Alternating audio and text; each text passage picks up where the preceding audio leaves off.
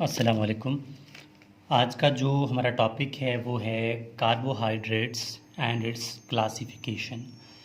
देखें, जब आप फर्स्ट ईयर एमबीबीएस में आते हैं तो आपका एक सब्जेक्ट होता है बायोकेमिस्ट्री। वो बायोकेमिस्ट्री जो है मुख्तलिफ़ मेडिकल कॉलेजेस में मुख्तलिफ़ मेथड से पढ़ाया जाता है। कुछ ऐसे टीचर्स हैं जो कि स्लाइड्स दिखाकर ऐसे ही चले जाते हैं, किसी को कुछ समझ नहीं आता, क्योंकि ये सब्जेक्ट भी तो थोड़ा ड्राई टाइप का है। स्टूडेंट्स नहीं समझ पाते, बहुत मुश्किल, मैं मानता हूँ कि मुश्किल है, ऐसा नहीं है कि ये आसान होगा। ये कॉन्सेप्ट मांगता है, रट्टा भी है। तो आज जो फर्स्ट ईयर एमबीबीएस के स्टूडेंट्स हैं, ये जो वीडियो है वो उनके लिए है, क्योंकि बाज़ औक़ात यही प्रॉब्लम्स होती है कि स्लाइड्स टीचर दिखाते हैं, हमें समझ कुछ नहीं आता। अच्छा, अब कार्बोहाइड्रेट्स को क्या कहते हैं, किस तरह, ये हम इंशाल्लाह डिटेल से देखने वाले हैं। अगर कार्बोहाइड्रेट्स की सिंपल हम डेफिनेशन देखें, ठीक है, कार्बोहाइड्रेट की डेफिनेशन देखें तो हम कहेंगे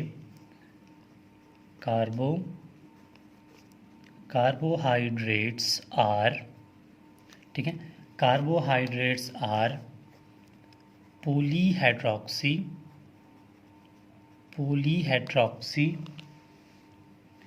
पॉलीहाइड्रोक्सी एल्डिहाइड, ठीक हो गया, एल्डिहाइड आर कीटोन्स, ठीक हो गया। Carbohydrates are polyhydroxy aldehyde or ketones compound, ठीक हो गया। कीटोन कंपाउंड्स विच आर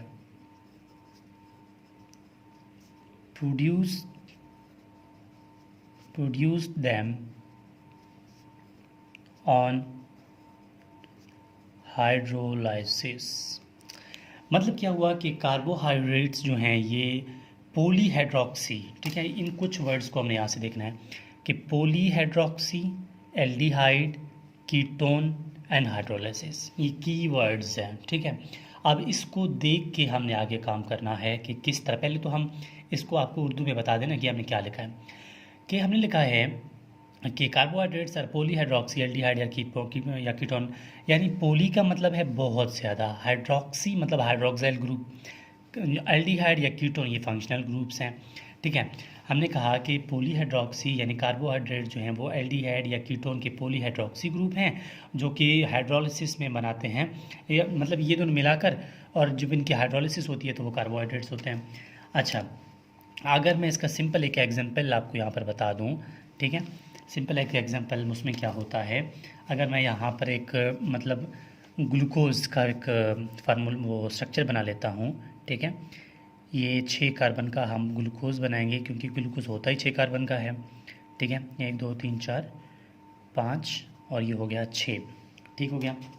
अब क्या होता है कि यहाँ पर मैं लगाऊंगा CHO, यहाँ पर OH, यहाँ पर H, यहाँ OH, यहाँ OH और यहाँ CH2OH, और यहाँ पर होगा H, यहाँ पर होगा OH, यहाँ पर होगा H, यहाँ पर भी H, ठीक है। अच्छा, ये यहाँ पर ग्लूकोज का जो है हमारे पास एक स्केच आ गया, किसका, ग्लूकोज का। अब इसको बनाने का मकसद क्या था, इसका बनाने का मकसद ये है कि हमने डेफिनेशन को समझना है। अब देखें, ये हमारे पास यहाँ ग्रुप है एल्डिहाइड का, ठीक है, यहाँ पर फर्स्ट कार्बन है, हम यहाँ पर ग्रुप है एल्डिहाइड का। तो यहाँ से हमें पता चला कि जो ग्लूकोज है वो हमें एग्जाम्पल देता है एल्डिहाइड का, ठीक है। अब यहाँ अगर सेकंड कार्बन पे हमारे पास अगर लगा होता, यहाँ सेकंड कार्बन पे अगर हमारे पास होता एल्डिहाइड ग्रुप होता, ठीक है, यहाँ हमारे पास अगर एल्डिहाइड ग्रुप होता तो हम इसको फ्रुक्टोज बोलते, ठीक, तब इसको हम ग्लूकोज नहीं बोलते। हमने कहा ना कि ग्लूकोज और फ्रुक्टोज में सेकंड कार्बन में फ़र्क है, तो सेम वही बात है। अब हमने कहा ना कार्बोहाइड्रेट्स आर पॉलीहाइड्रोक्सी, या एल्डिहाइड होंगे या कीटोन होंगे। यहाँ पर ग्लूकोज है, फ्रुक्टोज नहीं है, तो हम इसको कहेंगे एल्डिहाइड। अगर कीटोन ग्रुप होता तो हम इसको बोलते पॉलीहाइड्रोक्सी है, किसका, कीटोन का। पॉलीहाइड्रोक्सी हम क्यों बोलते हैं? पॉलीहाइड्रोक्सी हम इन हाइड्रोक्साइल ग्रुप्स की वजह से हम इसको बोलते हैं पॉलीहाइड्रोक्सी। ठीक हो गया।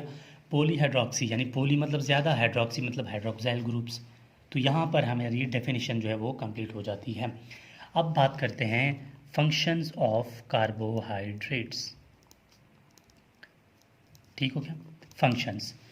अच्छा, इनकी जो फंक्शंस है कार्बोहाइड्रेट्स का मेन फंक्शन जो है हम इसको कहेंगे सोर्स ऑफ एनर्जी।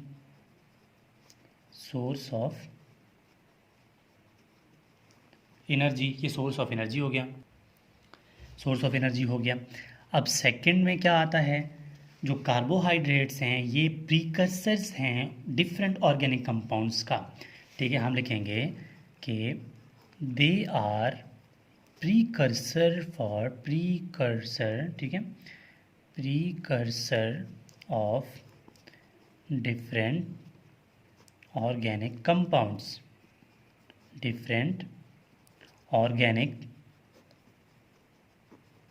कंपाउंड्स, ठीक हो गया।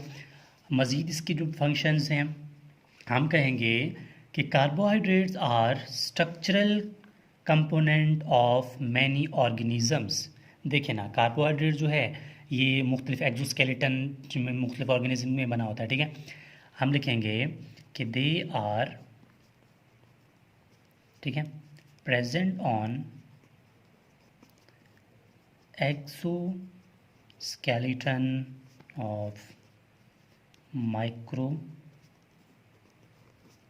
ऑर्गेनिज्म। ठीक है, ये भी जिस तरह अभी आपने वो मतलब एक एक्सोस्केलेटन मतलब उसकी कवरिंग करता है। ठीक है, अच्छा, अगली बात आती है कि कार्बोहाइड्रेट्स जो हैं ये ग्लाइकोप्रोटीन और ग्लाइकोलिपिड की शक्ल में सेल की स्ट्रक्चर की बनावट में पार्टिसिपेट करते हैं। ठीक है, carbohydrates are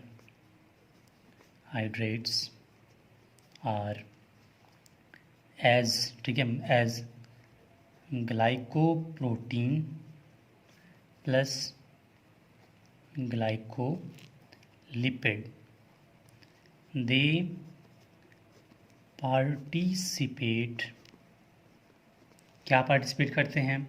participate on structure of cell. मतलब ये कार्बोहाइड्रेट्स जो हैं ये कार्बोहाइड्रेट जो ग्लाइकोप्रोटीन और ग्लाइकोलिपिड की शक्ल में कहाँ हेल्प करते हैं? सेल में। ठीक हो गया। इसके अलावा कार्बोहाइड्रेट जो हैं वो सेल के ग्रोथ में भी इसका फंक्शन है।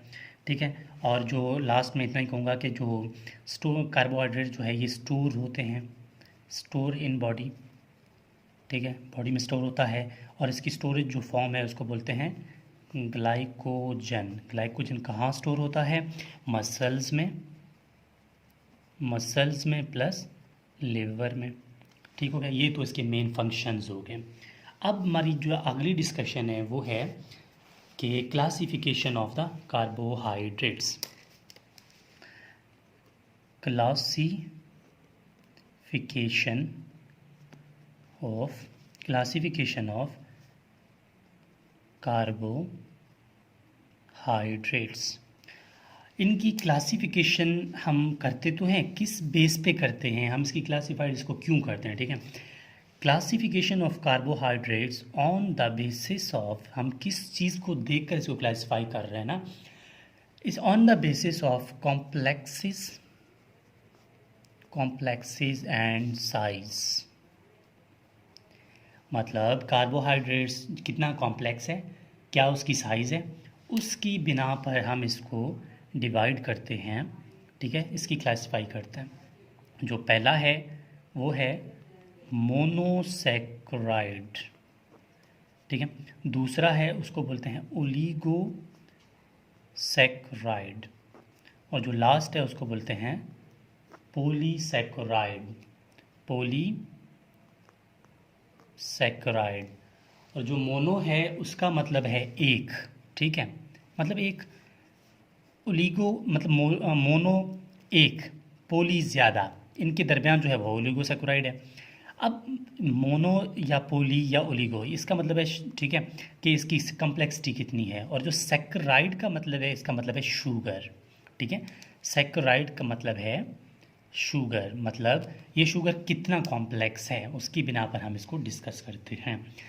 यहाँ पर हम इस टॉपिक को फिनिश कर रहे हैं। उसकी अगली वीडियो में, इस वीडियो के बाद जो वीडियो आएगा, मोनोसेक्राइड, ओलिगोसेक्राइड, पॉलीसेक्राइड को हम डिटेल से देखेंगे। तो यहाँ तक हमारी बेसिक कार्बोहाइड्रेट की डेफिनेशन और इसके मेन फंक्शन और क्लासिफिकेशन की बात आ गई। तो यहाँ पर कंप्लीट हो जाता है ये टॉपिक। देखें, हम कोशिश करेंगे कि आपको अच्छे से अच्छे मटेरियल प्रोवाइड करें।